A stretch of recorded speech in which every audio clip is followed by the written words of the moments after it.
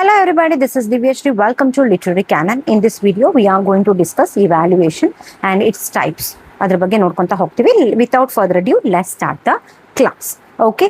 So evaluation ಅಂದ್ರೆ ಮೌಲ್ಯಮಾಪನ. ಆಯ್ತಾ, ಮೌಲ್ಯಮಾಪನ ಮಾಡೋಂಥದ್ದು ಅಂದ್ರೆ ಇಲ್ಲಿ ಏನಾಗುತ್ತೆ ಅಂದ್ರೆ ಟೀಚರ್ ಹೇಗೆ ಟೀಚ್ ಮಾಡಿದ್ದಾರೆ ಅನ್ನೋದು ಗೊತ್ತಾಗುತ್ತೆ ಅಂಡ್ ಮಕ್ಕಳ ಲರ್ನಿಂಗ್ ಔಟ್ಕಮ್ ಏನು ಅನ್ನೋದು ಕೂಡ ನಮಗೆ ಗೊತ್ತಾಗ್ತಾ ಹೋಗುತ್ತೆ. ಹಾಗಾಗಿ evaluation very important. So there were different types of evaluation.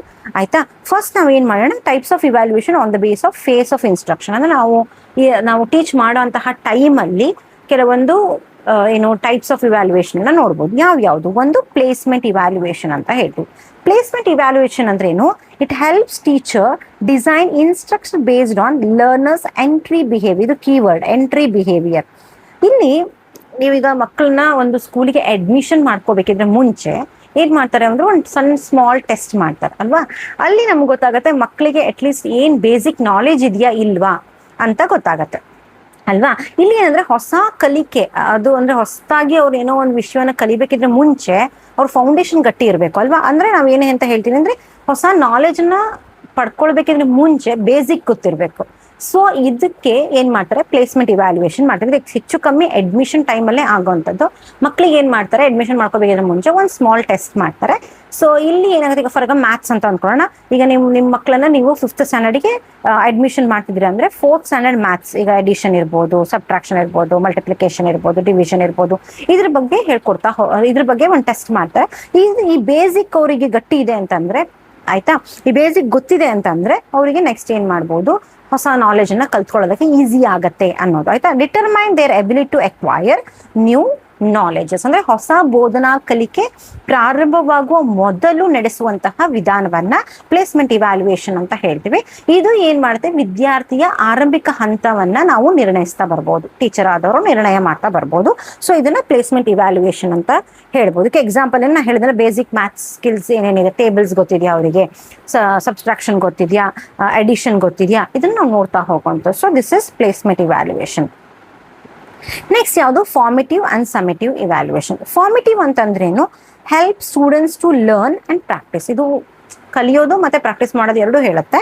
ಇದು ನೋಡಿ, ಥ್ರೂ ಔಟ್ ದ ಕೋರ್ಸ್ ಅಲ್ಲಿ ನಡೀತಾ ಹೋಗುತ್ತೆ. ಆಯ್ತಾ, ಇಲ್ಲಿ ಏನ್ ಮಾಡ್ತಾರೆ ಅಂದ್ರೆ ಒಂದು 2 ಲೆಸನ್ ಆದ ತಕ್ಷಣ FA1 ಮಾಡ್ತಾರೆ, ಆಮೇಲೆ FA2 ಮಾಡ್ತಾರೆ, FA3 ಮಾಡ್ತಾರೆ, FA4 ಮಾಡ್ತಾರೆ. ಕರೆಕ್ಟ್ ಅಲ್ವಾ? ಈ ಥ್ರೂ ಔಟ್ ದ ಕೋರ್ಸ್ ಅಲ್ಲಿ ನಡೀತಾ ಹೋಗುತ್ತೆ.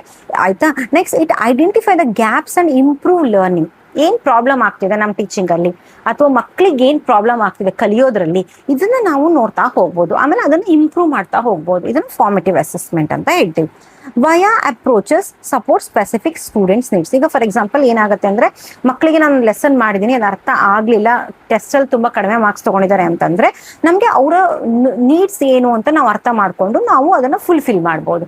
ಅದನ್ನ ಫಾರ್ಮೇಟಿವ್ ಅಸೆಸ್ಮೆಂಟ್ ಅಂತ ಹೇಳ್ತೀವಿ. ಸಮೇಟಿವ್ ಅಂದ್ರೇನು, summative at the end of the instruction. ಇದು ಕೀವರ್ಡ್. ಆಯ್ತಾ, at the end of the instruction ಅಲ್ಲಿ ಮಾಡೋಂಥದ್ದನ್ನ ಸಮೇಟಿವ್. ಇದು SA1 SA2 ಅಂತ ಹೇಳ್ತೀವಿ, ಅಥವಾ ಫೈನಲ್ ಎಕ್ಸಾಮ್ಸ್ ಅಂತ ಹೇಳ್ತೀವಲ್ಲ. ಫೈನಲ್ ಎಕ್ಸಾಮ್ ಅಂತಂದ್ರೇನು, ಅದನ್ನ ನಾವು ಏನಂತ ಹೇಳ್ತೀವಿ, ಸಮೇಟಿವ್ ಅಸೆಸ್ಮೆಂಟ್ ಅಂತ ಹೇಳ್ತೀವಿ. ಇಲ್ಲಿ ಏನಾಗುತ್ತೆ ಅಂದ್ರೆ, ನಾವು ಪರ್ಫಾರ್ಮೆನ್ಸ್ ನೋಡ್ತೀವಿ, ಮಕ್ಕಳ ಪರ್ಫಾರ್ಮೆನ್ಸ್ ಅನ್ನು ನೋಡ್ತಾ ಹೋಗ್ತೀವಿ. ಇಲ್ಲಿ collect evidence of students knowledge, skill and proficiency. ಇಲ್ಲಿ ಮಕ್ಕಳು ಎಷ್ಟು ಜ್ಞಾನ ತಗೊಂಡಿದ್ದಾರೆ, ಎಷ್ಟು ಕೌಶಲ್ಯ ಇದೆ, ಅವ್ರು ಯಾವ್ದ್ರಲ್ಲಿ ಎಕ್ಸ್ಪರ್ಟ್ ಆಗಿದ್ದಾರೆ ಅನ್ನೋದು ನಮ್ಗೆ ಗೊತ್ತಾಗತ್ತೆ. Via exit learning products via cumulative assessment. ಅಲ್ಲಿ ನಮ್ಗೆ ಗ್ರೇಡಿಂಗ್ ಕೊಡ್ತಾ ಹೋಗ್ತಾರೆ, ಗೊತ್ತಿದೆಯಲ್ವಾ, ಗ್ರೇಡಿಂಗ್ ಕೊಡ್ತಾ ಹೋಗ್ತಾರೆ, ಪರ್ಸೆಂಟೇಜ್ ಕೊಡ್ತಾರೆ, ಪರ್ಸೆಂಟೈಲ್ ಕೊಡ್ತಾ ಹೋಗ್ತಾರೆ. ಸೊ ಇದನ್ನ ನಾವೇನಂತ ಹೇಳ್ತೀವಿ, ಸಮೇಟಿವ್ ಅಸೆಸ್ಮೆಂಟ್ ಅಂತ ಹೇಳ್ತೀವಿ. ಪರ್ಸೆಂಟೈಲ್ ಕೊಡಲ್ಲ, ಪರ್ಸೆಂಟೇಜ್ ಕೊಡ್ತಾರೆ, ಇಲ್ಲ ಗ್ರೇಡಿಂಗ್ ಕೊಡ್ತಾ ಹೋಗ್ತಾರೆ. ಸೊ ಅದನ್ನ ನಾವು ಸಮೇಟಿವ್ ಅಸೆಸ್ಮೆಂಟ್ ಅಂತ ಹೇಳ್ತೀವಿ. Next diagnostic evaluation. Diagnostic evaluation it conducted along side formative evaluation. ಇದು ಫಾರ್ಮೇಟಿವ್ ಇವ್ಯಾಲ್ಯೂಯೇಷನ್ ಜೊತೆ ನಡೀತಾ ಹೋಗುತ್ತೆ. But to identify and address learning difficulty. ಇದು ಕೀವರ್ಡ್. ಆಯ್ತಾ, ಇದು ಕೀವರ್ಡ್. ಇಲ್ಲಿ ಲರ್ನಿಂಗ್ ಡಿಫಿಕಲ್ಟೀಸ್ ಅನ್ನ ನೋಡ್ತಾ ಹೋಗ್ತೀವಿ, ಮಕ್ಕಳಿಗೆ ಕಲಿಕೆಯಲ್ಲಿ ಏನ್ ಪ್ರಾಬ್ಲಮ್ ಬರ್ತಿದೆ. ಆಯ್ತಾ, so observe during the instruction process. ಅಂದ್ರೆ ನಾವು ಲೆಸನ್ ಮಾಡ್ತಾ ಹೋಗುವಾಗ ಅವ್ರಿಗೆ ಏನ್ ಪ್ರಾಬ್ಲಮ್ ಆಗ್ತಿದೆ, ಯಾಕೆ ಅವ್ರಿಗೆ ಅರ್ಥ ಆಗ್ತಾ ಇಲ್ಲ, ಅವ್ರಿಗೆ ಲರ್ನಿಂಗ್ ಡಿಫಿಕಲ್ಟೀಸ್ ಏನು ಅಂತ ನೋಡೋಂಥದ್ದು. It helps pinpoint specific area of difficulty. ಈಗ ಫಾರ್ ಎಕ್ಸಾಂಪಲ್ ಒಂದ್ ಮಗು ಸೈನ್ಸ್ ಅಂತ ತಗೊಳ್ಳೋಣ, ಸೈನ್ಸ್ ಅಲ್ಲಿ ಮಗು ಎಕ್ಸ್ಪರ್ಟ್ ಇನ್ ಫಿಸಿಕ್ಸ್. ಆಯ್ತಾ, ಫಿಸಿಕ್ಸ್, ಬಟ್ ಕೆಮಿಸ್ಟ್ರಿಯಲ್ಲಿ ಏನು ಇಲ್ಲ ಮಗು. ಬಯಾಲಜಿಯಲ್ಲಿ ತುಂಬಾ ಎಕ್ಸ್ಪರ್ಟ್ ಇದೆ, ಅದು ಚೆನ್ನಾಗಿ ಮಾರ್ಕ್ಸ್ ತಗೋತಾರೆ ಅಂತ ಅನ್ಕೊಳ್ಳೋಣ. ಅದ್ರ specific area, pin point specific area of difficulty. ಯಾಕೆ ಕೆಮಿಸ್ಟ್ರಿ ಕಷ್ಟ ಆಗ್ತಿದೆ ಮಗುಗೆ, ಆಯ್ತಾ. ಈಗ ಫಾರ್ ಎಕ್ಸಾಂಪಲ್ ಒಂದು ಮಗು ಮ್ಯಾಥ್ಸ್ ಅಂತ ಅನ್ಕೊಳ್ಳೋಣ.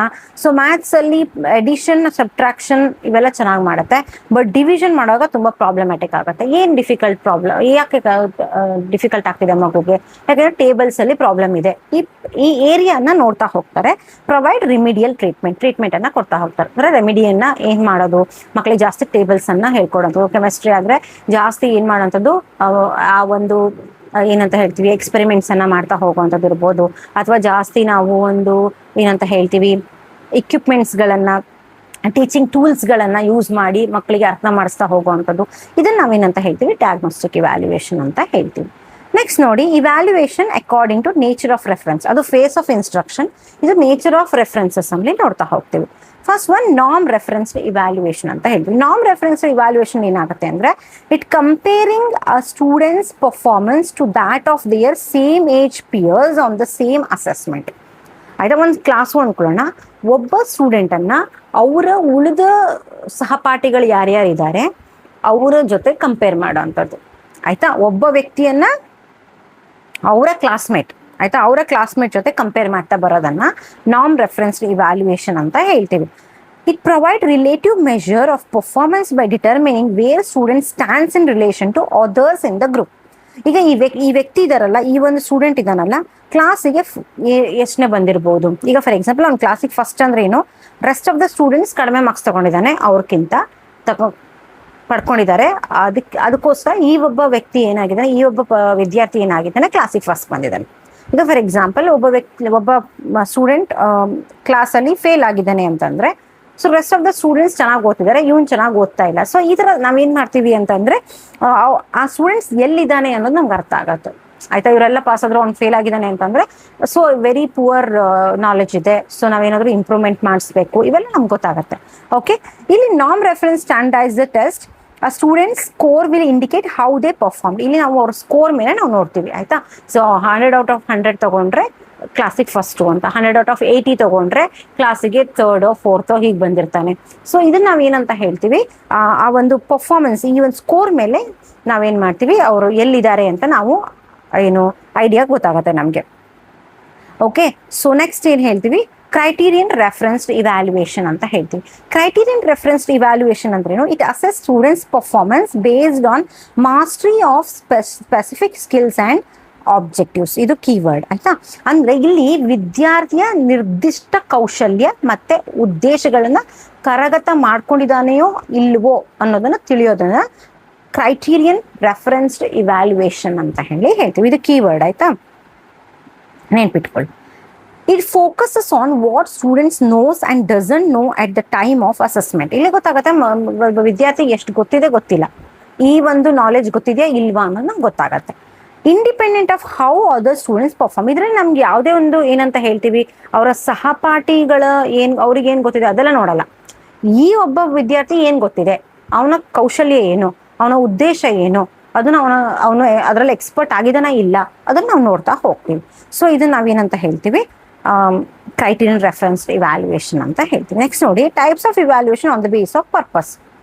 ಆಯ್ತಾ, ಪರ್ಪಸ್ ಮೇಲೆ ಯಾವ್ಯಾವುದು. ಒಂದು ಆಪ್ಟಿಟ್ಯೂಡ್ ಟೆಸ್ಟ್ ಅಂತ ಹೇಳ್ತೀವಿ. ಆಪ್ಟಿಟ್ಯೂಡ್ ಅಂದ್ರೆ ಇಟ್ ಪ್ರಿಡಿಕ್ಟ್ಸ್ ಪರ್ಸನ್ಸ್ ಪೊಟೆನ್ಷಿಯಲ್ ಟ್ಯಾಲೆಂಟ್, ಅಂದ್ರೆ ಒಬ್ಬ ವ್ಯಕ್ತಿಯ ಟ್ಯಾಲೆಂಟ್ ಏನಿದೆ, and characteristics necessary for specific task. ಒಂದು ಟಾಸ್ಕ್ ಅನ್ನ ಕಂಪ್ಲೀಟ್ ಮಾಡೋದಕ್ಕೆ, ಈಗ ಕ್ವಿಝಿಗೆ ಹೋಗ್ತಾರೆ ಮಕ್ಕಳು ಅಲ್ವಾ, ಕ್ವಿಝಿಗೆ ಹೋಗ್ಬೇಕಾದ್ರೆ ಎಲ್ಲ ಮಕ್ಕಳನ್ನ ನಾವು ಕ್ವಿಝಿಗೆ ಕಳ್ಸಕ್ಕಾಗಲ್ಲ, ಬಟ್ ಆ ಒಂದು ಟ್ಯಾಲೆಂಟ್ ಇರಬೇಕು. ಯಾವ ತರ ಕ್ವೆಶನ್ ಕೇಳಿದ್ರು ಆನ್ಸರ್ ಕೊಡುವಂತ ಟ್ಯಾಲೆಂಟ್ ಇರಬೇಕು. ಈಗ ಫಾರ್ ಎಕ್ಸಾಂಪಲ್ ಡಿಬೇಟ್ ಅನ್ಕೊಳ್ಳೋಣ, ಅದಕ್ಕೆ ಎಲ್ಲರೂ ಕಳ್ಸ್ಕೊಳಕ್ಕಾಗಲ್ಲ, ಅವ್ರಿಗೊಂದು ಟ್ಯಾಲೆಂಟ್ ಅಂತ ಇರಬೇಕು. ಆಯ್ತಾ, ಸೊ ಅದನ್ನ ನಾವೇನಂತ ಹೇಳ್ತೀವಿ, ಆಪ್ಟಿಟ್ಯೂಡ್ ಟೆಸ್ಟ್ ಅಂತ ಹೇಳ್ತೀವಿ. ಆಯ್ತಾ, ಅಚೀವ್ಮೆಂಟ್ ಟೆಸ್ಟ್ ಅಂದ್ರೇನು, it measures whether the course objective have been achieved, often use at the end of the course. At the end of the course ಅಲ್ಲಿ ಸೇಮ್ ಸಮೇಟಿವ್ ಅಸೆಸ್ಮೆಂಟ್ ತರನೇ ಇದು ಏನ್ ಮೆಜರ್ ಮಾಡತ್ತೆ ಅಂತಂದ್ರೆ, ಆಬ್ಜೆಕ್ಟಿವ್ಸ್ ಹ್ಯಾವ್ ಬಿನ್ ಅಚೀವ್ಡ್. ಅಂದ್ರೆ ಈಗ ನಾವು ಒಂದು ಲೆಸನ್ ಮಾಡ್ತಿದೀವಿ ಅಂತಂದ್ರೆ, ಅಥವಾ ಒಂದು ಏನಂತ ಹೇಳ್ತೀವಿ ಸಬ್ಜೆಕ್ಟ್, ಆಯ್ತಾ, ಒಂದು ಕೋರ್ಸ್, ಅದರ ಉದ್ದೇಶ ಪರಿಪೂರ್ಣ ಆಗಿದೆಯೋ ಇಲ್ವೋ ಅನ್ನೋದನ್ನ ನಾವು ಇಲ್ಲಿ ನೋಡ್ತಾ ಹೋಗ್ತೀವಿ at the end of the course ಅಲ್ಲಿ. ಆಯ್ತಾ, ಅದನ್ನ ಅಚೀವ್ಮೆಂಟ್ ಟೆಸ್ಟ್ ಅಂತ ಹೇಳ್ತೀವಿ. ನೆಕ್ಸ್ಟ್ ಪ್ರೊಫಿಷಿಯನ್ಸಿ ಟೆಸ್ಟ್ ಅಂದ್ರೇನು, ಅಸೆಸ್ ಪರ್ಸನ್ ಜನರಲ್ ಅಬಿಲಿಟಿ, ಅವನ ಸಾಮಾನ್ಯ ಅಬಿಲಿಟಿ ಏನು, and skill at the given time. ಈ ಟೈಮಲ್ಲಿ ನಾನು ಒಂದು ಟೈಮ್ ಕೊಡ್ತೀನಿ, ಈ ಟೈಮಲ್ಲಿ ಅವನಿಗೆ ಏನು ಸ್ಕಿಲ್ ಇದೆ. ಈಗ ಫಾರ್ ಎಕ್ಸಾಂಪಲ್ ನಾನು ಯಾವುದೋ ಒಂದು ವರ್ಡ್ ಬರ್ದೆ ಬೋರ್ಡ್ ಮೇಲೆ, ಅದರಲ್ಲಿ ನೀವು ಆ ವರ್ಡಿಂದ ನೀವು ಏನು ಮಾಡಬೇಕು, ಡಿಫ್ರೆಂಟ್ ವರ್ಡ್ಸ್ಗಳನ್ನ ಕ್ರಿಯೇಟ್ ಮಾಡಬೇಕು ಅಂತ ಅನ್ಕೊಳ್ಳೋಣ, ಆಯ್ತಾ. ಸೊ ಒಂದು ವರ್ಡನ್ನು ನಾನು ಬೋರ್ಡ್ ಮೇಲೆ ಬರಿತೀನಿ, ಅದಕ್ಕೆ ನೀವು ಸರಿಯಾಗಿ ಇನ್ನೊಂದು ಡಿಫ್ರೆಂಟ್ ವರ್ಡ್ಸ್ಗಳನ್ನು ಅದೇ ಲೆಟರ್ಸನ್ನು ಯೂಸ್ ಮಾಡಿ ಅದನ್ನೇ ಹಿಂದೆ ಮುಂದೆ ಮಾಡಿ ನೀವು ಎಷ್ಟು ನೀವು ವರ್ಡ್ ಮಾಡಬಹುದು ಅಂತ ನಾನು ಕೊಟ್ಟಿದ್ದೀನಿ ಅಂತ ಅನ್ಕೊಳ್ಳೋಣ. ಒಂದು ಟಾಸ್ಕ್ ಕೊಟ್ಟಿದ್ದೀನಿ ಮಕ್ಕಳಿಗೆ ಅಂತಂದ್ರೆ, ಆ ಟೈಮಲ್ಲಿ ಆ ಮಗುಗೆ ಎಷ್ಟು ಎಬಿಲಿಟಿ ಇದೆ, ಎಷ್ಟು ವರ್ಡ್ಸನ್ನು ಆ ವಿದ್ಯಾರ್ಥಿ ಕ್ರಿಯೇಟ್ ಮಾಡಬಹುದು ಅನ್ನೋದನ್ನ ಪ್ರೊಫಿಷಿಯನ್ಸಿ ಟೆಸ್ಟ್ ಅಂತ ಹೇಳ್ತೀವಿ. These are very very important. Okay, so evaluations ಅಲ್ಲಿ placement evaluation, norm referenced evaluation, criterion referenced, formative, summative ಎಲ್ಲ ಕ್ವಶನ್ಸ್ ಕೇಳ್ತಾರೆ. Must and should. ಇದಂತೂ UGC ನೆಟ್ಟಲ್ಲಿ ಅಂದ್ರೆ ಅವ್ರದ್ದು ಮೋಸ್ಟ್ ಫೇವ್ರೇಟ್ ಟಾಪಿಕ್ ಅಂತ ಹೇಳ್ಬೋದು, ನೆಟ್ ಫೇವ್ರೇಟ್ ಟಾಪಿಕ್ ಅಂತ ಹೇಳ್ತೀವಲ್ಲ ಆ ಥರ. ಆ್ಯಂಡ್ ಇವನ್ KCET ಅಲ್ಲೂ ಕೇಳ್ತಾರೆ. So what you have to do, so practice ಮಾಡ್ತಾ ಬನ್ನಿ, ಆಯ್ತಾ. ಕ್ವಶನ್ ಪೇಪರ್ ಸಾಲ್ವ್ ಮಾಡಬೇಕಾದ್ರೆ ನಿಮಗೆಲ್ಲ ಗೊತ್ತಾಗುತ್ತೆ. So this is my Telegram channel, feel free to join this Telegram channel. Already PDFs ಎಲ್ಲ ನಾನು ಏನು ಮಾಡಿದ್ದೀನಿ, ಅಪ್ಲೋಡ್ ಮಾಡಿದ್ದೀನಿ. So get the maximum benefits from this particular channel. Okay, what you have to do, like ಮಾಡಿ, share ಮಾಡಿ, comment ಮಾಡಿ, and subscribe ಮಾಡಿ. Okay, next ವಿಡಿಯೋದಲ್ಲಿ ನಾನು 2026 ನೆಟ್ PYQ ಅನ್ನ ಸಾಲ್ವ್ ಮಾಡ್ತೀನಿ. ಮೋರ್ ದೆನ್ 45 to 50 ಕ್ವೆಶನ್ಸ್ ಇದೆ. ಎಲ್ಲದನ್ನು ನೀಟಾಗಿ ಇನ್ ಡೀಟೇಲ್ ಆಗಿ ಎಕ್ಸ್ಪ್ಲೇನ್ ಮಾಡ್ತೀನಿ. Until then, take care. Bye bye.